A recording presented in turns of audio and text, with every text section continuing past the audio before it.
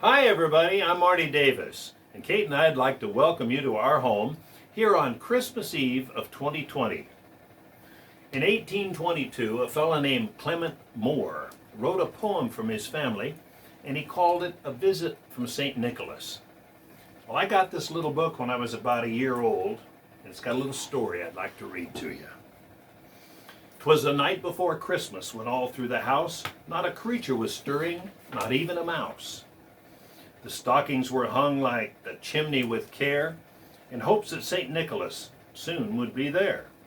The children were nestled all snug in their beds, while visions of sugar plums danced in their heads.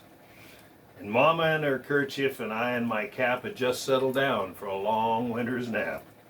While out on the lawn there rose such a clatter, I sprang from my bed to see what was the matter. Away to the window I flew like a flash, tore open the shutters, threw up the sash. The moon on the breast of the new-fallen snow gave a luster of midday to objects below, when what to my wondering eyes should appear but a miniature sleigh and 8 tiny reindeer. With a little old driver so lively and quick, I knew in a moment it must be St. Nick. More rapid than eagles his coursers they came, and he whistled and shouted and called them by name.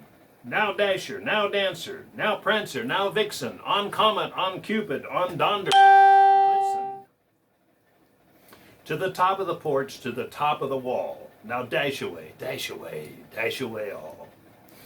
As dry leaves before the wild hurricane fly, when they meet with an obstacle mount to the sky, so up to the housetop the coursers they flew, with a sleigh full of toys, and St. Nicholas too.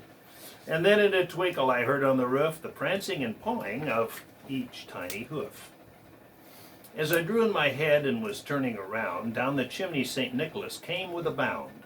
He was dressed all in fur from his head to his foot, and his clothes were all tarnished with ashes and soot.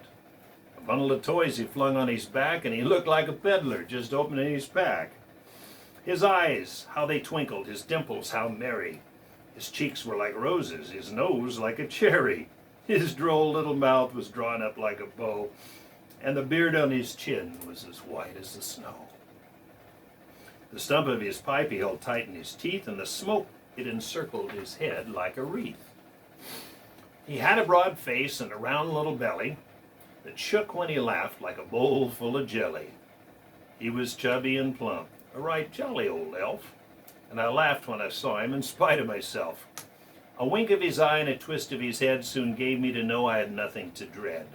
He spoke not a word, but he went straight to work and filled all the stockings, then turned with a jerk, and laying a finger aside of his nose and giving a nod, up the chimney he rose.